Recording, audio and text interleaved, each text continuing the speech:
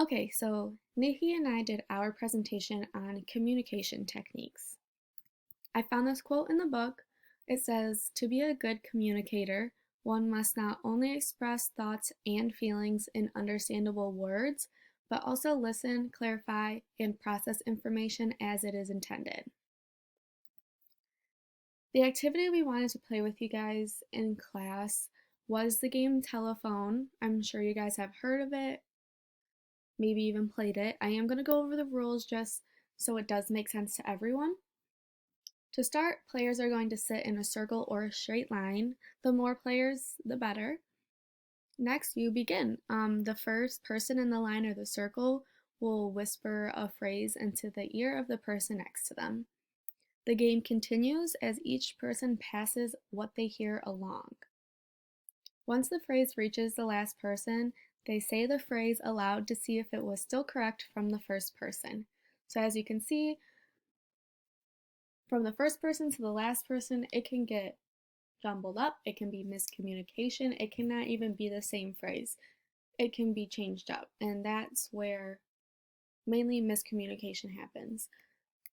I found this video of the game Telephone, but it was like in a real life situation. So it's not only a game, it does happen like as a real life scenario. One person says something, it can end up as a completely different thing, and that's definitely not what we want in our field, but also in life. I think you guys talk, and to me, it sounds like secrets and gossip. That's what I'm saying. You guys talk a lot. Yeah. But I don't know them people half the To me, a time. gossip is a secret because it's not really, you don't know if it's true or if it's not true. No, really. It's in the tabloids. This ain't a secret. I'm sorry. Or if you hear something real interesting about somebody, you know what I mean? That's gossip. That's good tea. And let me tell you, the thing about gossip that I really, really, really enjoy is when it's gossip by playing telephone. You know what I mean? So it's like, all wrong. Okay, like for an example, something had happened the other day, right? Mm-hmm. And so she called me and told me something. I was like, what, for real? No, what you talking about? Then I called you, right? Okay. And then you called Lonnie. By the time it got to her, it was complete shadecation around here. Yeah. I was like, wait a minute, we didn't start off like that. Okay, well, you want to play it real quick? Because this is how it goes. Yeah, let's okay, go. let's play. I'm ready. Let's play. All right. Okay.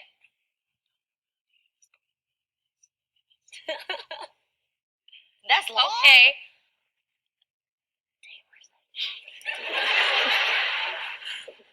Queen of Venus, and that's forever. Oh, it's a good one. Oh, God. I felt like Tamara's version was longer. Sorry. I really can't hear well. See, I knew it. She always gets it confused. Every time. You always get it wrong. I do. Every time.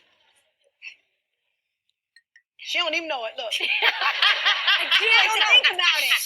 Okay, wait.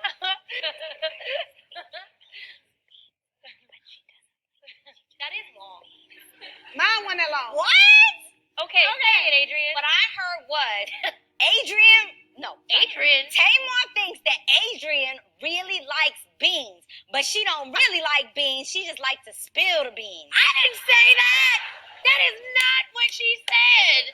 That's what I heard. Lonnie, you starting stuff. No, I ain't You starting stuff, Lonnie, because I did not. But Tam, let me see if you got it. What did I tell you? You said Tamar wants to be known as Queen of Beatness, and that's for everybody. That's what you said. I heard spill the beans. Beans and Adrian. Hear me Tamara say Queen of Beatness, and that's for everybody. So what was it? It was a little act. I said I want to be addressed as Queen Beatness, and that's for everybody. Oh, okay. How did the word Adrian get in there? I didn't say Lonnie. Now we know who starts the mess. It's Lonnie. Lonnie be starting the mess. In the words of Tamar Braxton, lies. Lies, Yeah. yeah. All the lies. So that was a good example of the game, but also how it is a real life thing that happens. So that's why it is good to learn communication techniques so communication is nice and clear and no problems arise. So communicating well requires considerable skills, practice, and repeated feedback. The use of silence is something done in our field. And there's a couple different ways that it can be done. So reflection, this allows the client to think about what was just said. Pacing the interview, the CTRS will pace the interview through strategically timed and placed silent moments. This allows the client to bring up what is important if the CTRS is directing too fast. So we do want to take our time when we are talking with our clients and let them get it all out. So those moments of silence will really help them process everything. Silent focusing uses silence to make the client focus on the moment at hand. This allows the statement just made to be reflected upon without any interruption.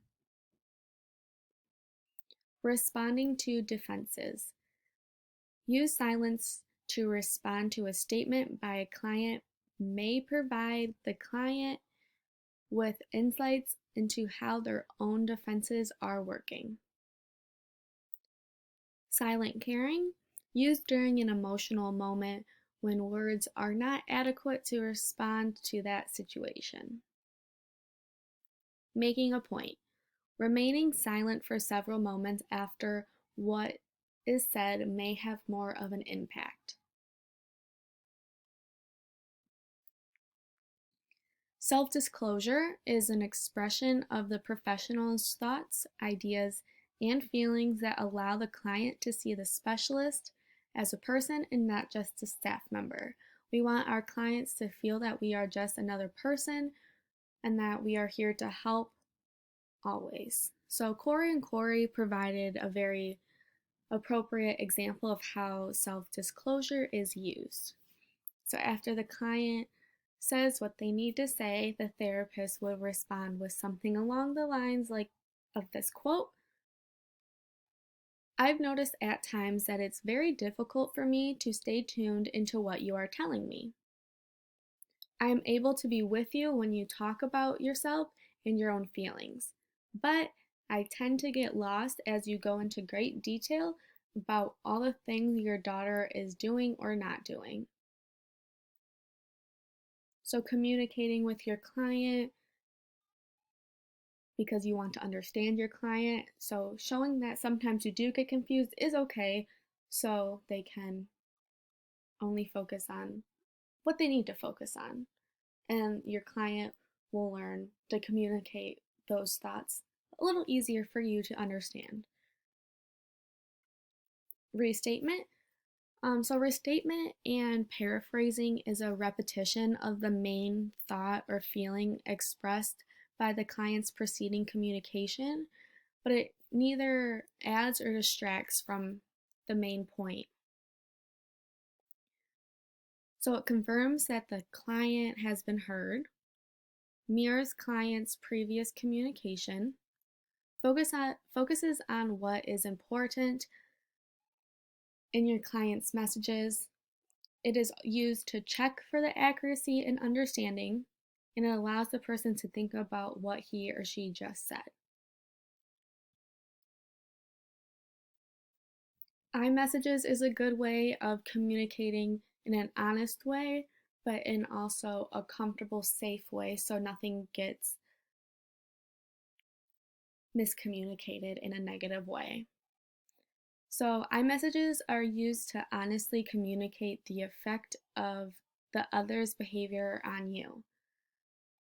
They enable the individual to better express his or her thoughts and feelings without blaming the other person.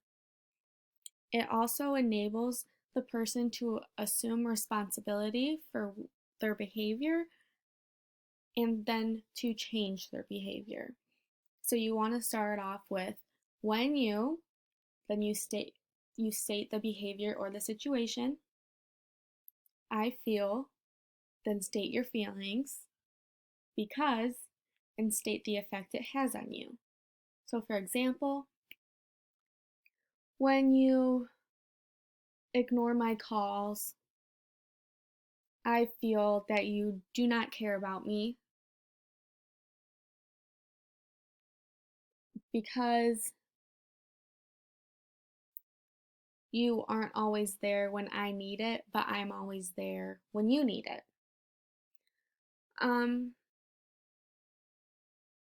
It's a good way to get your feelings out, but you want to directly show why it hurts your feelings, so then the person can understand why it hurts your feelings, and then they know for the future to handle the situation better than this time. So it doesn't arise in any conflict. It's just a good, respectful way to get your feelings out, especially if it's something hard to say. So in summary, learning to communicate well is a lifelong process. It involves lots of practice. You want feedback when you are communicating, and there's always opportunity for growth in communicating. Don't get frustrated with yourself if you don't become a good communicator right away, because it is not something easily learned. Like we said, it's a lifelong process, and it will always be a part of your life. So every day is an opportunity to learn new communication techniques. Next, communication between clients and healthcare professionals is important, as miscommunication can result in poor health outcomes. So that's why we want to just be as clear as possible with our clients and with their families and even other healthcare professionals, so no miscommunications arise, and we don't want any poor health outcomes because of communication. So just be as clear as you possibly can, and don't be afraid to ask questions. And lastly, people are always communicating, whether it's intentional or not.